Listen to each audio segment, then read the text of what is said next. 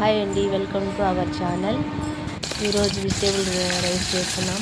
దానికి కావాల్సిన ఏమేమి కట్ చేసి పెట్టుకోవాలంటే పచ్చిమిర్చి, ఆనియన్, టొమాటో, క్యారెట్, బీన్స్ అవన్నీ కట్ చేసి పెట్టుకోవాలండి.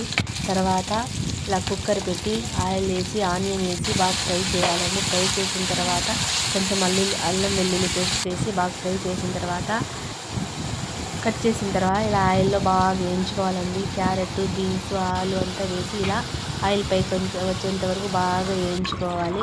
వేయించిన తర్వాత 2 గ్లాస్ రైసెస్కి 4 గ్లాస్ వాటర్ వేసుకోవాలి. వేస్తున్నామండి. ఇలా 4 గ్లాస్ వాటర్ వేయాలి.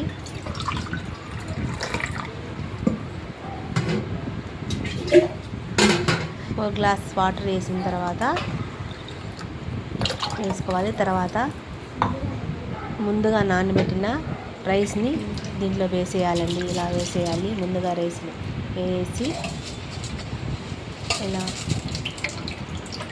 రైస్ మొత్తం వేసేయాలండి. ఫైనల్గా ఇలా ఇది చేయాలి. ఫైనల్గా టచ్ సూపర్గా వచ్చిందండి వెజిటేబుల్ రైస్. లైక్ చేయండి, షేర్ చేయండి.